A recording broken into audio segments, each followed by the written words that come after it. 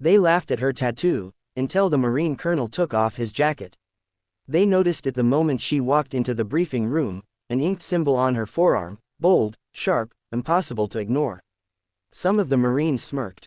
Others whispered. One even scoffed openly. Who shows up to a joint operation briefing with a tattoo like that?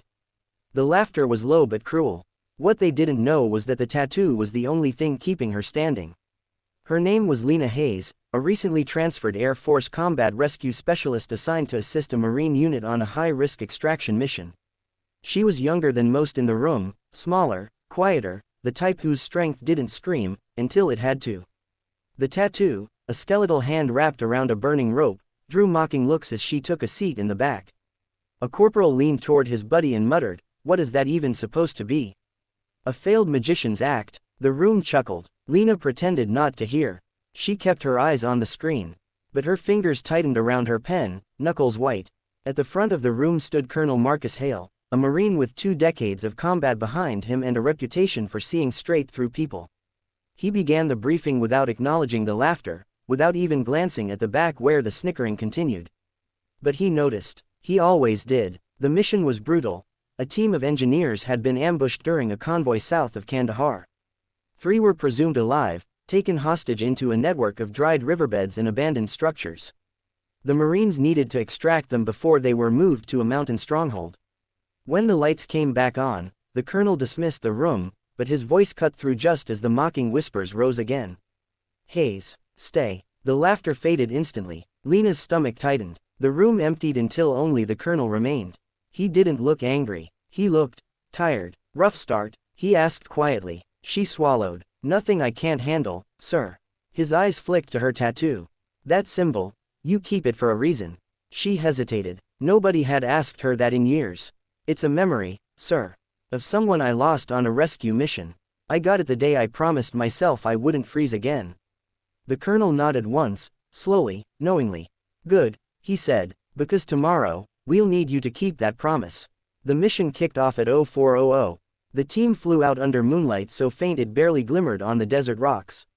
The Marines moved with precision, but beneath their confidence Lena sensed a quiet tension, an unspoken doubt in her abilities. It wasn't their fault, she told herself. They didn't know her. They only knew their assumptions. As they approached the first compound, the whispers from the briefing still echoed in her mind. Who does she think she is? Maybe the tattoo is compensating for something. Air Force Barbie with her edgy ink. But then the first explosion went off.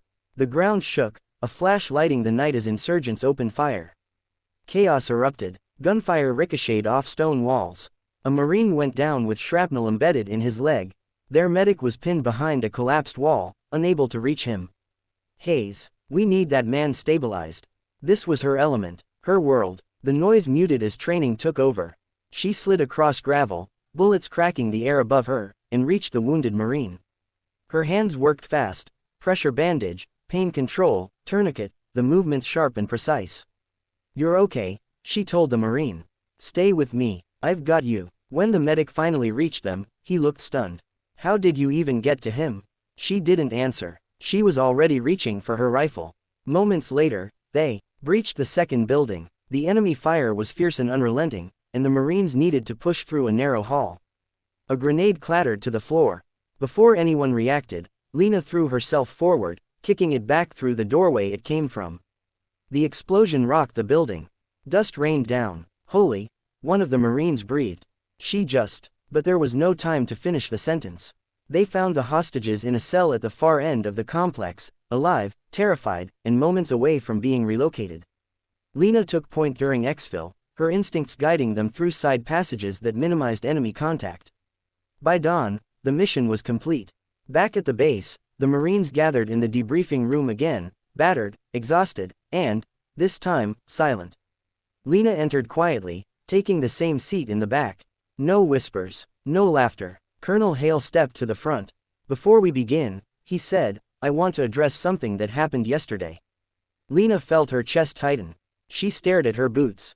"I heard the jokes. I heard the comments," the colonel continued. "Some of you saw Hayes' tattoo and made assumptions." He paused, then reached up, and removed his jacket. The room collectively inhaled, because beneath the jacket sleeve, etched on his upper arm, was the exact same tattoo. The skeletal hand. The burning rope. Identical. Stark. Powerful. Gasps filled the room. He looked at Lena. Not with surprise, not with pity, but with deep, genuine understanding. This symbol, he said, turning so the room could see, is the mark of the Ridgewell rescue. A mission where we lost 4 good men but saved 9 because 2 people didn't freeze under fire. Hayes wears it because she earned it. The same way I did. The room was still. No one blinked. Yesterday, the colonel continued, she saved the life of Corporal Dennings. She kept this entire team moving under fire. And she made decisions that prevented casualties, on both sides of the walls. He set his jacket down. If any of you still think her tattoo is something to laugh at, you're welcome to step forward now. No one moved. Corporal Dennings, limping on a crutch, rasped, "Ma'am, thank you." One by one, others followed, offering nods, quiet words, respect where mockery had once been. Lena didn't bask in it. She didn't need to. She simply breathed, deeply, for the first time in months. As the room quieted, the colonel spoke one last time. "Never judge the weight of someone's ink," he said softly. "You don't know the fire they walked through to earn it." Lena left the briefing room with the sunrise casting warm gold over the base. The laughter from yesterday was gone, replaced by something steadier, something real. A Marine jogged up beside her. "Ma'am, about yesterday, we were wrong." She offered him a small, tired smile. "Just learn from it," she said. "That's enough." And with that, she walked forward, toward another mission, another day, another chance to prove that strength isn't always loud. And courage isn't always visible at first glance.